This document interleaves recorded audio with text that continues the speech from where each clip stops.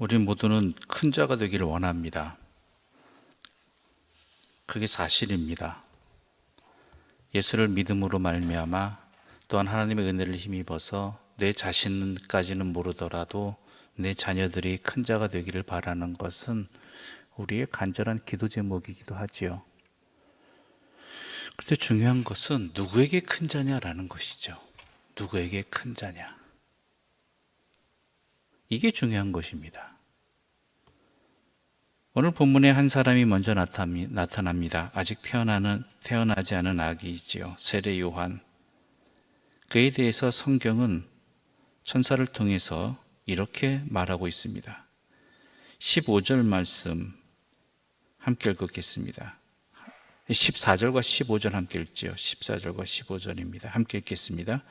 너도 기뻐하고 즐거워할 것이요 많은 사람도 그의 태어남을 기뻐하리니 이는 그가 주 앞에 큰 자가 되며 포도주나 독한 술을 마시지 아니하며 모태로부터 성령의 충만함을 받아. 세례요한은 어떤 큰 자가 되는 것입니까? 주 앞에 큰 자가 된다라는 것입니다. 즉 우리는 두 가지 큰 자가 있습니다. 하나는 주 앞에 큰 자와 하나님 앞에 큰 자와 또 다른 하나는 세상의 앞에 큰 자. 우리는 원합니다. 세상 앞에 큰 자가 되기를 원하지요.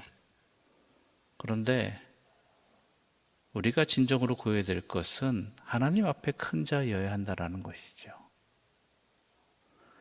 하나님 앞에 큰 자가 되는 것이 우리의 간절한 기도 제목이 되어야 되고 또한 우리의 자녀들을 향한 기도 제목이 되어야 된다는 것이죠.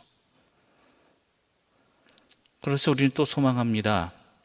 하나님 앞에서도 큰 자가 되고 세상 앞에서도 큰 자가 되었으면 하는 바람이 있죠. 그랬으면 참 좋을 것 같습니다. 그런데요, 우리 예수님께서 이렇게 말씀하셨습니다. 사람이 두 주인을 섬기지 못한다라는 것입니다. 안타깝게도 세상을 향해서 큰 자가 되기를 원하는 사람들은 안타깝게도 하나님 앞에 큰 자가 될 확률이 크질 않습니다. 매우 작습니다. 아무리 우리가 바라고 그렇게 되면 참 좋겠다라는 이상형을 가지고 있다 할지라도요, 현실을 직시해 보면 그것을 분명히 알아야 되는 것입니다. 그래서 우리에게 믿음이 필요한 것이고 또한 우리가 하나님 앞에 서야 되는 이유가 여기 있는 것이죠. 그렇다면 하나님 앞에 큰 자는 어떤 사람이겠습니까? 여기에 또한 귀중한 인물 한 명이 나옵니다. 우리가 잘 아는 대로 예수의 어머니 마리아이지요.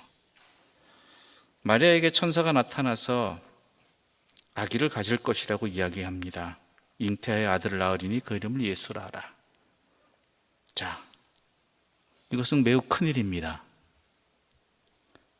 그런데 이 일은 이 여인에게 있어서는 또 난리날 큰일입니다. 그렇죠? 왜 이게 있습니까? 당연히 결혼해서 한 가정을 꾸려서 살게 된다면 자녀를 낳는 일은 매우 기쁘고 큰 일입니다. 그런데 이 여인에게 있어서는 일어나지 말아야 될 큰 일이지요. 그렇죠?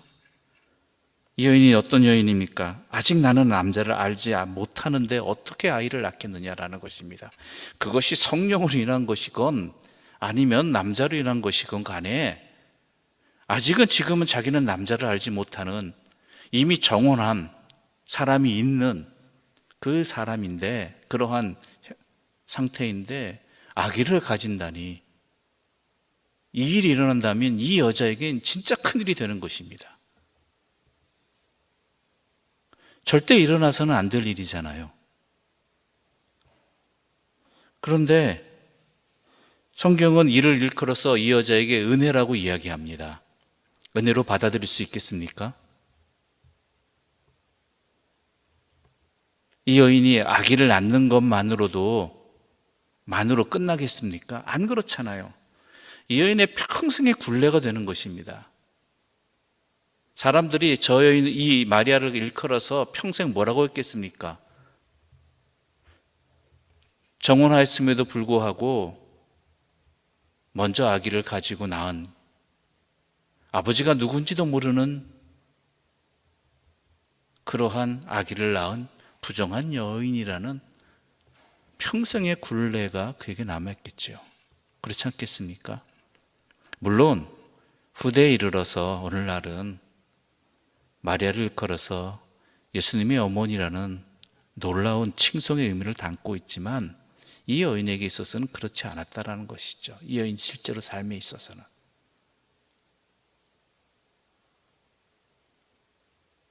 그런데 이 여인은 어떻게 합니까? 이것을 찬송합니다. 38절 말씀 함께 읽어볼까요?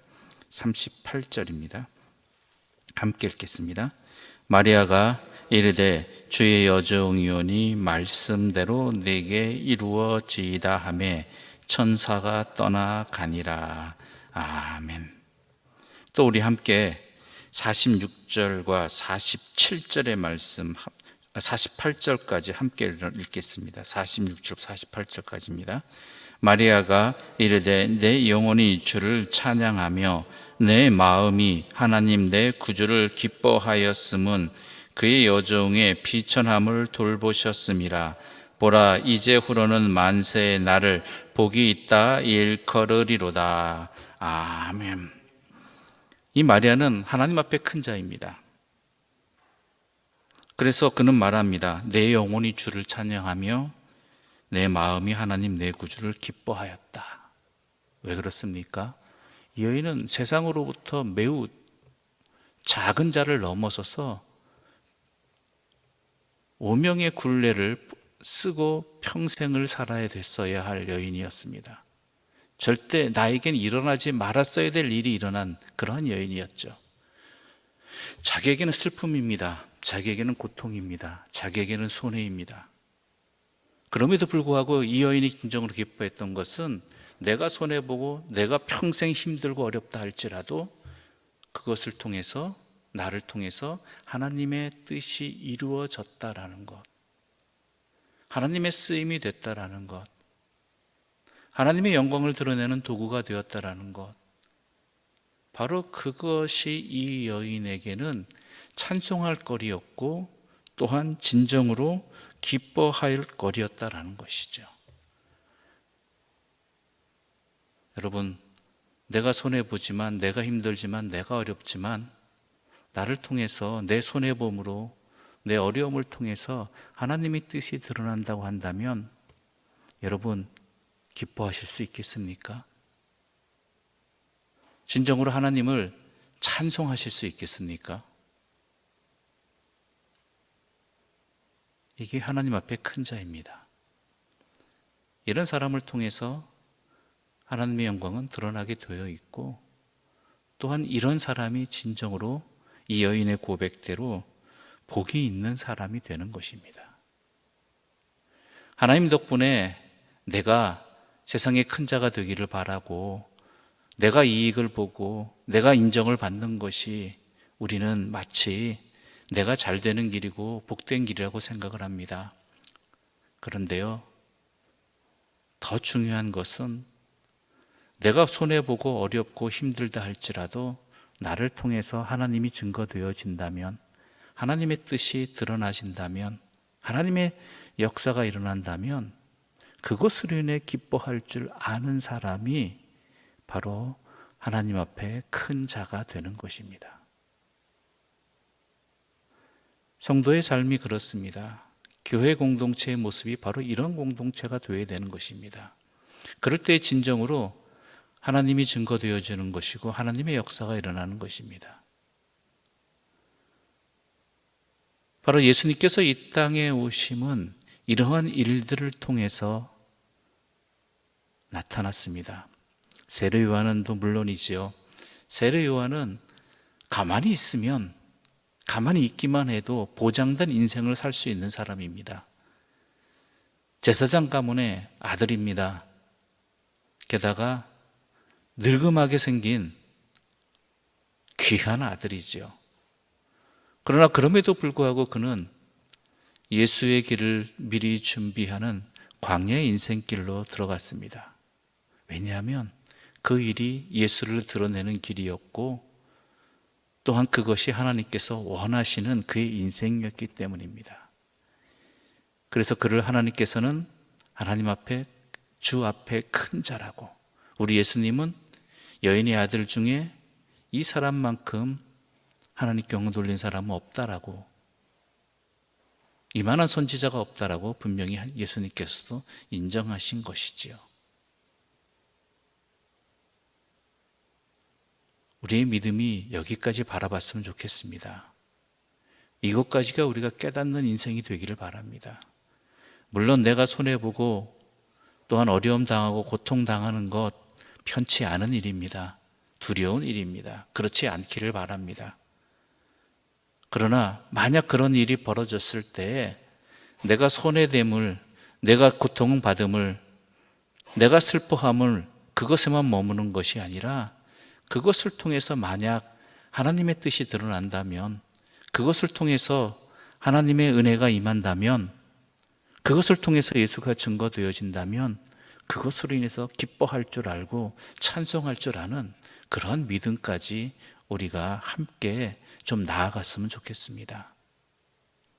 그럴 때 이 땅은 참된 평안을 얻고요, 그러한 우리가 될 때에 우리를 통해서 예수가 이 땅에 오심이 모든 인생을 살리시는 역사가 바로 이루어지게 되는 것입니다. 그것이 가장 잘 드러난 모습이 무엇이겠습니까?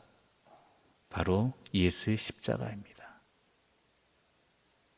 예수 본인에게 있어서는 가장 고통스럽고 가장 손해보고 지금까지 쌓아온 모든 것을 손해볼 수 있는, 율법에 의하면 나무에 달린 자는 어떤 사람입니까? 저주받을 자라고 했잖아요.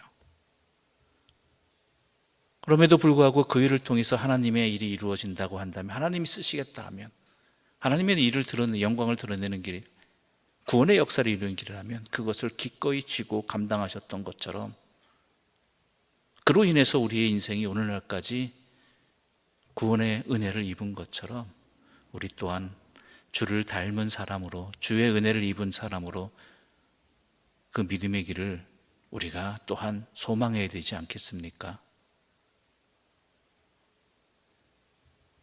우리가 세상 앞에 큰 자가 아니라 하나님 앞에 큰 자가 되기를 소망합니다. 더 나아가서 우리의 가정이, 우리 교회가 세상 앞에 큰 가정, 세상 앞에 큰 교회가 아니라 하나님 앞에 큰 가정, 하나님 앞에 큰 교회가 되기를 바랍니다. 그러기 위해서는 많은 기도와 많은 헌신과 또한 내 자신부터 드릴 수 있는 변화되어져 가는 믿음의 나아감이 함께 있어야 될 것입니다. 그런 일들을 감당할 수 있게 해달라고, 조금이라도 더 그 길을 향해 내 시선이 바뀌고 내 마음이 바뀌고 내 삶이 바뀔 수 있도록 주께서 도와달라고, 성령 충만함을 달라고 간절히 기도할 수 있는 주의 사람들 되시기를 간절히 소망합니다. 기도드리겠습니다. 하나님 아버지, 감사합니다. 이 새벽 우리에게 세례 요한과 또한 예수의 어머니 마리아를 통해서 우리의 삶을 돌아보게 해주시니 너무나 감사합니다. 우리가 간절히 구한 것은 어찌 보면 세상 앞에 큰 자였습니다. 그러나 그 길은 안타깝게도 점점 하나님께로부터는 작아지는 자, 멀어지는 자가 되는 길은 아니었는지 굽어 살펴보게 하여 주시옵소서. 세상 앞에 큰 자가 되기를 소망하기 전에 먼저 하나님 앞에 큰 자가 되기를, 또한 나에게 벌어지는 모든 일들을 통해 주의 영광이 드러나고 주의 뜻이 이루어지기를,